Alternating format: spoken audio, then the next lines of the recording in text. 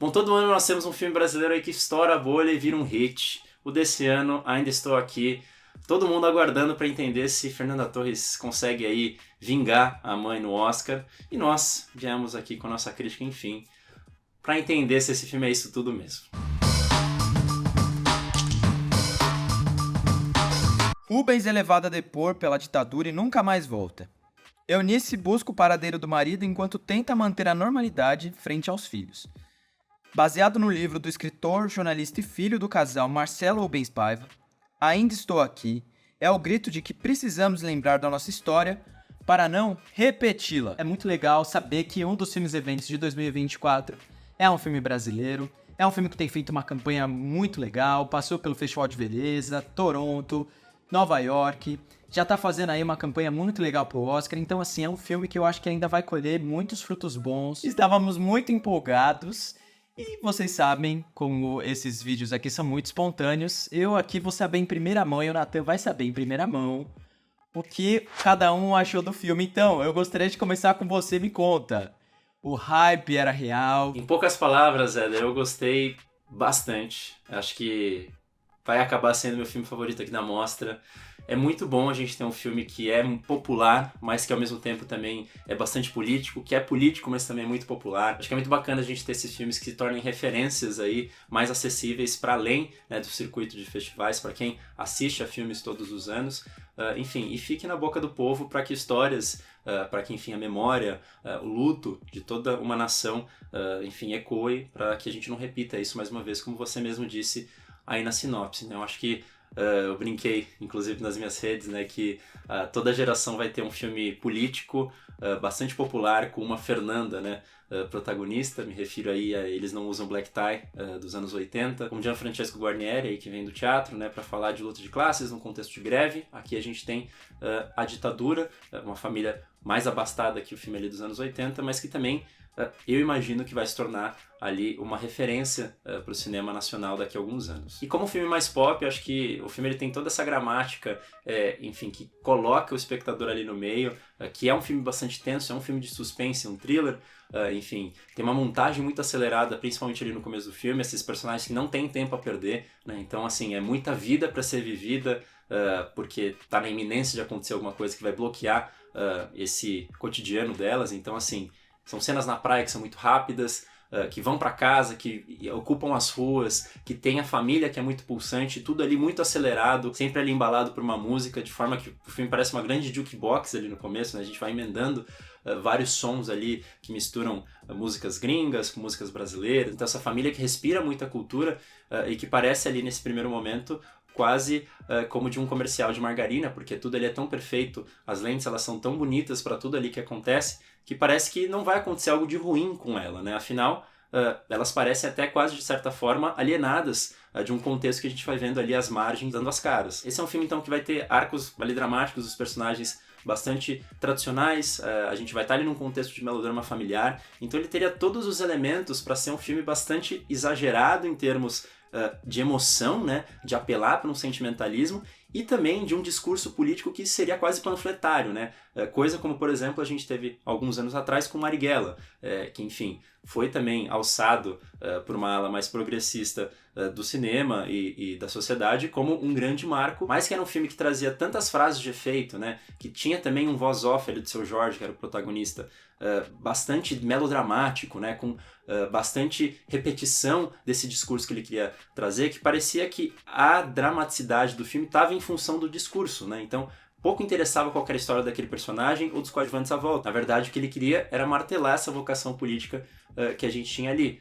Em Ainda Estou Aqui, isso não acontece. O discurso está em função do melodrama que vai se desenvolvendo. Então a gente consegue se identificar, se empatizar com muito mais força, né, pelas personagens. Então, ponto 1 aí que pra mim já faz com que ele seja muito mais forte do que alguns filmes recentes políticos mais populares que a gente teve até então. Falando ainda de Marighella, né, eu lembro que naquele filme a gente tinha muito a personificação do mal encampada em um personagem, né, o Bruno Galhaço, que era aquele cara que começou a perseguir o Marighella e todos os personagens à volta, como se de alguma forma a gente combatesse ele, esse mal estaria desfeito, né? Só que aqui a gente não tem um mal, uma cara, e é muito bom que a gente não tenha atores famosos, como era o caso do Galhaço, pra gente ter como alvo ali um personagem. Então, esse mal que está à espreita, justamente porque essa personagem, Eunice, ela também está entendendo onde ela está navegando, ela também está entendendo onde está esse mal. Então, mais uma vez, como esse filme pop de suspense, a gente entender junto com ela o que está se passando gera uma identificação muito mais forte do que se a gente estivesse ali despejando um lero-lero político. Então, ali um segundo ponto do porquê que o popular traz muita força para o discurso político aqui do filme. Começa ali com um filme bem solar, é um filme que a gente vê uma família burguesa ali, né, muito carioca, muito comum ali da época, né, que tem acesso à cultura, mora próximo à praia, sempre recebe amigos intelectuais. A gente vê ali essas crianças crescendo nesse ambiente aí que parece ser bem saudável, estudam em colégios bons, tem acesso à música ali da época, né, tem acesso aos filmes. Então, assim, a gente vê que é uma família que é muito bem estruturada.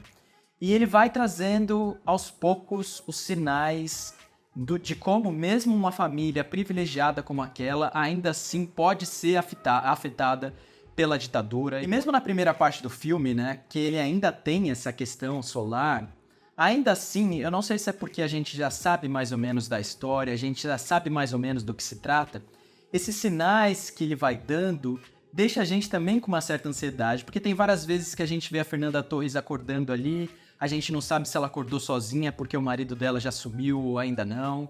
Então, assim, ele vai dando várias pistas às vezes. Será que é agora? Por mais que a gente veja a felicidade daquela família, ainda assim a gente fica bastante aflito porque a gente nunca sabe qual será o momento exato. Quando será que aquilo vai acontecer? Quando de fato vai haver essa ruptura na família e eles vão passar por esse momento traumático. É bem perspicaz trabalhar através da ótica da família, porque a família acaba sendo um tema universal também.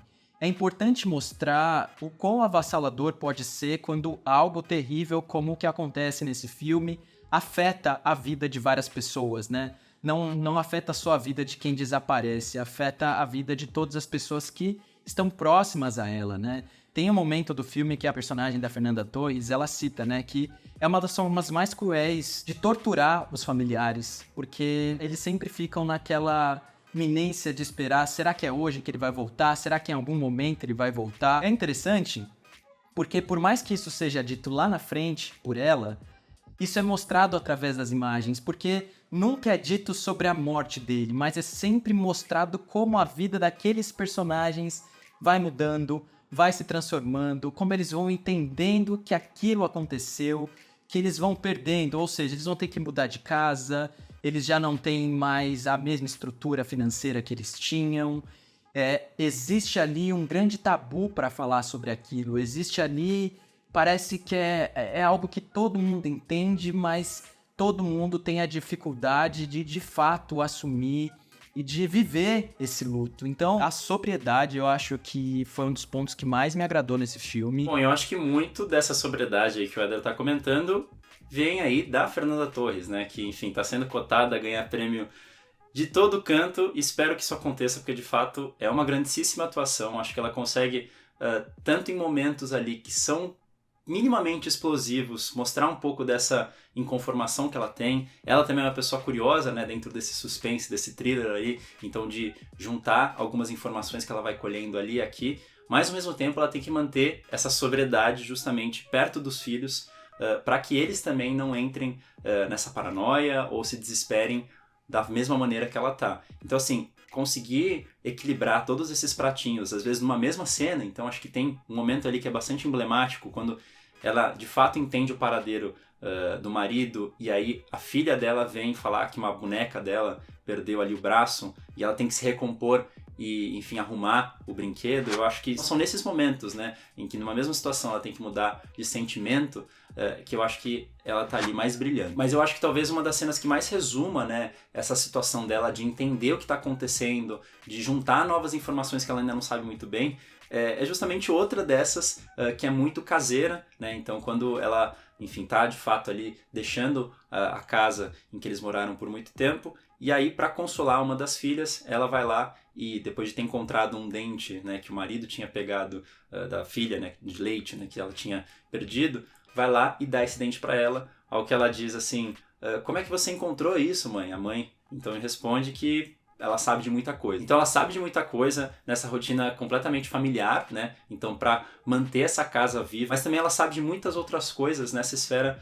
mais política, muitas coisas que ela acha que sabe, mas não sabe, e ela tem que manter uma pose para que todos ali à volta, né, que dependem dela, possam continuar andando, e sempre alerta, né, a todos os sinais que possam indicar alguma coisa diferente, né? Eu acho que esses alertas aqui é um outro elemento que é bastante cartesiano aqui do filme, né? Então a gente tem, por exemplo, um som mais alto que a gente ouve ali no fundo, naturalmente a gente vai entender que vai acontecer alguma coisa. Isso acontece em vários momentos, né? Um som que vem de fora do quadro, e aí alguma coisa que vem da janela, um som que ela ouve quando ela está de fato ali no DOPS, sendo interrogada, e pessoas ali que estão sendo torturadas, ela vai entendendo um pouco mais o contexto, mas nunca por completo. Então todos esses alertas, eles são bastante claros, né, quando eles são soados e como eles são percebidos. Então acho que mais uma característica aí desse filme popular, nenhuma coisa ali é jogada sem que haja uma resposta, sem que haja uma reação disso tudo, mas ao mesmo tempo isso desperta no espectador, nesse clima de suspense, um espírito de alerta também constante, porque a gente começa a ouvir todos esses sons ali que estão de fora do quadro, um olhar que seja um pouco ali mais diferente da Fernanda Torres, fazendo com que a gente tenha um clima de paranoia também, de que alguma coisa inusitada, mas que também, à medida que o filme avança, vai se tornando mais esperada diante do contexto que ela está vivendo, possa ali dar as caras. E aí eu acho que a reação, né, que a personagem tem é sempre olhar para isso tudo, sempre escutar isso tudo, sempre mostrar para todos ali que estão à volta que tá tudo bem, que eles ainda estão aqui e que eles vão permanecer aqui de cabeça erguida e sorrindo, né? Que é uma coisa que ela muitas vezes fala ao longo do filme. Isso tudo está acontecendo com a gente, mas a gente não pode perder a nossa compostura, a gente não pode perder a nossa humanidade, não pode perder as nossas memórias, a nossa história, porque é isso que nos trouxe até aqui, isso que vai continuar levando a gente ali adiante. Eu acho que essa relação que a gente tem ali de dor, mas também de entusiasmo por que pode vir, é uma das coisas mais bonitas que a gente tem ali no filme e que, mais uma vez, deixa a coisa menos maniqueísta. Ela não está convocando ali uma multidão para buscar isso, ela não é esse elemento de agite próprio de que a gente tem em outros filmes que vão ali buscar uma mudança política, né? Eu acho que a pequena revolução dela é olhar para frente, olhar adiante. E aí, dentro desse contexto de melodrama familiar, eu acho que é o que mais faz sentido. Porque se a gente tivesse, talvez, essa história dessa mulher que de repente se tornasse uma grande líder revolucionária, podia ser até o caso da história real. Mas eu acho que a gente começar nesse contexto ali bastante burguês, desse contexto bastante familiar, e permanecer nisso, e as revoluções acontecerem diante desse cosmo que a gente tem, fazem com que, como eu disse, o discurso não se sobreponha à trajetória narrativa em que ela está em volta. E por isso mesmo tenha muito mais força. Então, assim, eu acho que depois, quando a gente chega ali mais pro um segundo momento do filme, e a gente vai saltando, né, alguns anos, essa personagem que ela quer ter o direito de lembrar das histórias da família dela, então tem muitos recortes de jornal contando de momentos da família, ou enfim, fotografias, registros em vídeo que lembram também dessa fase. Eu acho que o direito, né, de exercer essa lembrança pessoal é também aqui um direito de exercer uma lembrança pública, né? E acho que aqui a gente tem um dos grandes exemplares do cinema brasileiro de como uma história que é muito íntima também é muito política, né? Porque toda história, de alguma forma, é política. Só que não só dizer isso, como talvez um filme como Marighella falaria, mas mostrar que uma coisa tem conexão com a outra, que as lembranças que são ali muito próprias, né, de uma vida que não foi vivida, né, de tudo que eles olham para trás conforme os anos vão passando, é também a história de uma nação que não viveu por conta desse período da ditadura que todos passamos. Então, eu acho que ele tem um efeito parecido como um outro filme bastante popular, que a gente também gosta muito aqui no canal, que a gente fez um vídeo uns anos atrás, que é A Vida Invisível, que também tem esse salto temporal de olhar o que não foi vivido, mas aqui num contexto muito mais político, né, de sair dessas contradições ali que são muito caseiras, para mostrar um jogo, né, político por trás disso tudo. Algo que me chama a atenção é o som ali, né? Constantemente ali a música tocando, eles dançando, as crianças correndo, gritando, brincando, várias pessoas conversando. E ao longo do filme a gente vai vendo isso desaparecendo, a casa vai ficando mais vazia, a casa vai ficando mais silenciosa, para mostrar de fato o vazio que dá quando se perde uma pessoa e você não sabe como, quando e o que aconteceu com ela. O filme poderia fazer o contrário, né? Quanto mais esses personagens eles vão ficando sozinhos, poderia colocar ali mais músicas melodramáticas para enfatizar esse momento de solidão, mas muito pelo contrário, de tirando o som das coisas, de tirando os barulhos, as risadas. É algo muito sutil, que vai acontecendo de forma muito gradual, mas eu acho que funciona muito bem, porque eu acho que isso, como eu citei antes, vai mostrando as fases do entendimento, do luto, da perda. Bom, eu não sei se isso aqui que eu vou comentar agora é exatamente um spoiler, mas, né, já tá no material de divulgação, de qualquer forma vocês pulem pro tempo indicado. Em determinado momento do filme, né, depois de alguns saltos temporais, a gente chega até a Fernanda Montenegro, que, enfim, tem todo o poder que ela tem. Eu acho que é uma cena com muito impacto pela presença dela. Mas eu acho que a gente já está começando a criar uma tendência no cinema brasileiro, né? Eu falei de Vida Invisível, que a gente dá saltos temporais, chega em Fernanda Montenegro muitos anos depois. E aqui acontece mais uma vez. Eu acho que essa sequência inteira final, ela acaba sendo um pouco ali uma repetição do que já tinha sido do salto anterior, até porque depois a gente tem uma sequência ali mais direta, né, na televisão, que ela assiste ao noticiário de 21 anos ali da ditadura e reforça várias das coisas que já foram ditas. Eu acho que em termos de um cinema popular, não me incomoda, até porque assim, deixa muito claro, talvez como um arremate final, até porque depois tem as imagens ali de arquivo, né, com fotos da família de verdade, mas é uma sequência curta, né, eu acho que talvez seja um pouco repetitivo e seja um uso, né, da imagem dela mais apelativo pra gente ter talvez essa coisa mais emocionante da coisa, mas também eu fecho os meus olhos aqui porque tem o seu poder, funciona. No final das contas, os clichês são feitos para serem usados, e aqui eu acho que ele não extrapola demais, até porque tem aquela cena final ali em que eles fazem uma nova foto e pedem-se de novo para sorrir, novamente. É uma repetição do que já tinha acontecido antes. Fica talvez aí como uma nota de rodapé de talvez por que não acho o filme perfeito. Mas eu acho que, enfim, depois a gente vai para as cartelas finais. A gente descobre, né, Eunice teve Alzheimer, os últimos anos da vida dela foi ali lidando com a doença, que eu acho que é uma informação extra que, olhando em retrospecto, dá mais força ainda pro filme, porque assim, talvez num filme como o Marighella, desculpa, tô batendo tanto Marighella, porque realmente eu acho que é um potencial perdido que a gente tem ali, essa informação seria muito usada como um contraditório à história dessa personagem que precisa lembrar das coisas, precisa lembrar da história da família, precisa lembrar da história da nação. E olha só que irônico, ela ainda tem Alzheimer no meio disso tudo. Mas eu acho que o filme entende que a gente não precisa apelar para mais essa informação, que essa luta pela memória dela já fica muito evidente ali. Cinema brasileiro é gigante. Eu acho que se você assiste a poucos filmes, assiste a um hit por ano, como eu comentei ali no começo do vídeo, enfim, a gente aqui sempre faz vídeo de inúmeros filmes brasileiros, a gente tem muito carinho por isso tudo. Alguns filmes mais populares, como a gente falou da Vida Invisível, Benzinho, Marte 1, Carvão, Cabeça de Negro. Então, assim, são algumas obras que você pode mergulhar. Tem vídeo comentando todos eles aqui, se você quiser ali estabelecer um diálogo depois de assisti-los. Mas pode ser ali uma ponta do iceberg para você mergulhar por cinema que tem muitas outras linguagens, muitas outras estéticas, enfim, de coisas mais realistas a mais fantásticas, que, enfim, trazem a riqueza do nosso cinema. Então, assim, que Ainda Estou Aqui não seja só uma ponte, né, para que a gente lembre de uma história que muita gente faz questão de tentar apagar nos dias de hoje, mas também uma ponte para o nosso cinema nacional. Então, eu acho que por todas essas forças, realmente, ele entrega tudo o hype que ele prometeu. Eu concordo com você, eu acho que ali no final, eu não sei se faz muito sentido a repetição das imagens ali de arquivo. Eu entendo que é um momento em que ela está rememorando os momentos felizes que ela teve, mas eu acho que fica talvez um tanto quanto repetitivo. Então, assim, eu continuo torcendo muito por esse filme, eu vou torcer muito para que ele esteja no Oscar. Aí você pode falar, mas porque o Oscar é não sei o quê, porque o Oscar é uma premiação de marketing dos Estados Unidos. Tudo bem, gente, mas isso reforça símbolos de cultura nacional, isso mostra o nosso cinema para o mundo, mostra a capacidade que a gente tem de fazer várias coisas incríveis, várias coisas bonitas, várias coisas legais. Então, assim, eu torço muito, eu acho que será incrível. E uma coisa que eu já disse outras vezes aqui no canal, quando eu comecei a estudar audiovisual, eu vi um Brasil que era uma promessa no cinema. E ao mesmo tempo que eu vi também esse Brasil deixar de ser uma promessa. Então a gente vê filmes como esse, percorrer o caminho que esse está percorrendo por vários festivais incríveis, ter uma chance real de chegar no Oscar.